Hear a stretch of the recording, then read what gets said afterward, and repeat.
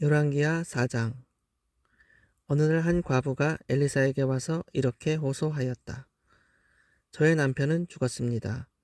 선생님도 아시겠지만 그 사람은 여호와를 잘 섬기는 예언자의 성도였습니다. 그가 죽기 전에 돈을 좀 빌려 쓴 것이 있는데 돈을 갚지 않는다고 빚쟁이가 와서 내 아들들을 데리고 가 종으로 삼겠다고 합니다. 내가 당신을 위해 어떻게 하면 좋겠소? 당신의 집에 무엇이 있는지 말해보시오. 저희 집에는 작은 기름 한 병 외에 아무것도 없습니다. 당신은 이웃집에 가서 빈 그릇을 빌려오시오. 되도록 많은 그릇을 빌려와 당신의 두 아들과 함께 집 안으로 들어가서 문을 닫고 그 모든 그릇에 기름을 부어 차는 대로 옮겨 놓으시오. 그래서 그 과부는 두 아들과 함께 집으로 가서 문을 닫고 자기 아들이 갖다 대는 그릇마다 기름을 따라 붓기 시작하였다. 그러자 순식간에 그 모든 그릇에 기름이 가득 차지 않겠는가. 그 과부가 자기 아들들에게 그릇을 더 가져오라고 했으나 그들은 이제 남은 그릇이 하나도 없습니다. 하고 대답하였다. 그러자 흐르던 기름이 곧 멈추고 말았다. 그래서 그 과부가 엘리사에게 돌아가서 그 모든 일을 보고하자 엘리사는 그녀에게 당신은 그 기름을 팔아 모든 빚을 갚고 남는 돈으로 당신의 아들과 함께 생활하시오 하였다. 하루는 엘리사가 수넴으로 가자 그곳에 사는 어떤 귀부인이 그를 초대하여 식사를 대접하였다. 그 이후로 엘리사는 수넴에 갈 때마다 그 여자의 집에 가서 식사하였다. 어느 날 그 여자가 자기 남편에게 이렇게 말하였다.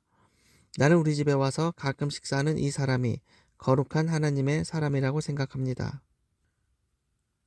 옥상에 작은 방 하나를 만들어 침대와 탁자와 의자와 등을 들여놓고 그가 올 때마다 쉬어가게 합시다. 하루는 엘리사가 수넴에 와서 자기 방으로 들어가 쉬고 있다가 사환 게하시에게 수넴 여자를 불러오라고 하였다. 그녀가 오자 엘리사가 게하시에게 말하였다. 너는 이처럼 우리를 정성껏 대답하는 저 부인에게 우리가 대신 무엇을 해 주었으면 좋겠는지 물어보아라.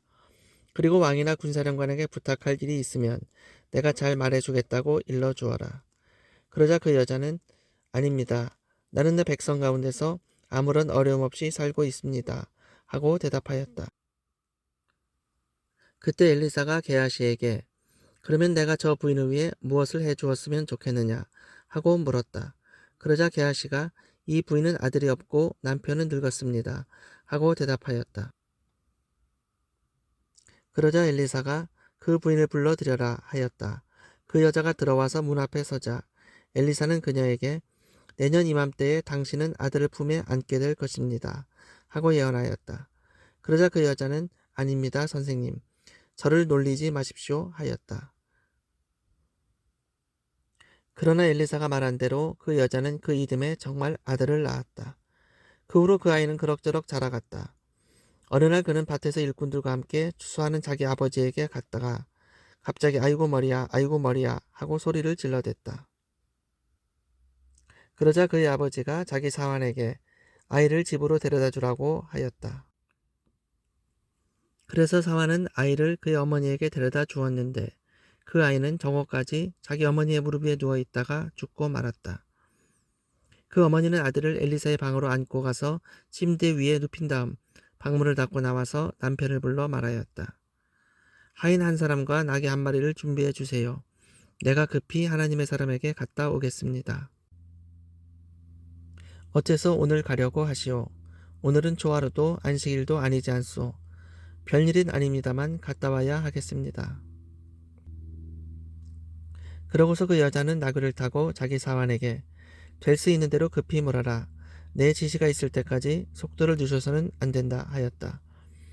그녀가 갈멜산에 이르자 엘리사는 멀리서 그녀를 보고 자기 사환 게하시에게 말하였다. 보라, 저기 수넴 여자가 오고 있다. 너는 달려가서 무슨 일인지 알아보고 남편과 아이가 잘 있는지 물어보아라. 그 여자는 게하시에게 모두 잘 있다고 말한 다음 산 위에 있는 엘리사에게 가서 그 앞에 엎드려 그의 발을 끌어안았다.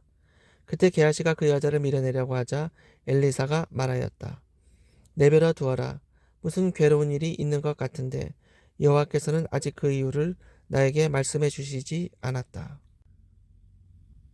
그러자 그 여자가 엘리사에게 말하였다.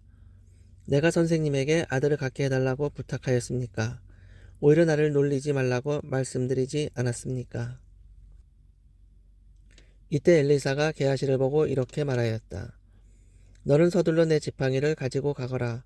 가다가 아무에게도 인사하지 말며 다른 사람의 인사에도 받지 말고 급히 가서 지팡이를 그 아이 얼굴에 놓아라. 그러나 그 여자가 엘리사에게 내가 여호와 이름으로 맹세하지만 선생님이 살아 계시는 한 나는 선생님을 떠나지 않을 것입니다. 하자 엘리사는 하는 수 없이 그녀를 따라갔다. 게하시가 앞서가서 엘리사의 지팡이를 그 아이 얼굴에 놓았으나 살아날 기색이 전혀 보이지 않았다. 그래서 그는 엘리사에게 돌아와서 아이가 깨어나지 않습니다 하였다. 엘리사가 도착하여 들어가 보니 아이가 침대 위에 죽어 있었다. 그는 문을 닫고 여호와께 기도한 다음 자기 입과 눈과 손을 그 아이의 입과 눈과 손에 맞대고 엎드렸다. 그러자 그 아이의 몸이 점점 따뜻해지기 시작하였다. 엘리사는 침대에서 내려와 방 안을 이리저리 걸어 다니다가 다시 올라가서 그 아이 위에 엎드렸다. 그러자 그 아이는 재채기를 7번 하고 눈을 떴다. 그때 엘리사는 게하시를 불러 그 아이의 어머니를 데려오라고 하였다. 그녀가 들어오자 엘리사는 당신의 아들을 데려가시오 하였다. 그러자 그 여자는 엘리사의 발 앞에 엎드려 절한 다음 아들을 안고 밖으로 나갔다. 한때 온 땅에 기근이 들었을 때 엘리사는 길갈로 들어가서 예언자의 성도들을 가르치고 있었다. 어느 날 그는 자기 사환에게 큰 솥을 걸고 생도들을 위해 국을 끓이라고 지시하였다. 그때 생도 중 한 사람이 국거리를 캐려고 들에 나갔다가 야생 덩굴에서 들 외를 따가지고 들어와 국솥에 썰어 넣었으나 거기에 독소가 들어있는 것을 아무도 알지 못하였다. 그러나 예언자의 생도들이 국을 퍼다 먹다가 엘리사에게 국에 독이 들었습니다 하고 외쳤다. 그래서 엘리사가 곡식가루를 조금 가져오게 하여 그것을 솥에 던져 넣고 다시 퍼다 먹게 했더니 아무런 해가 없었다.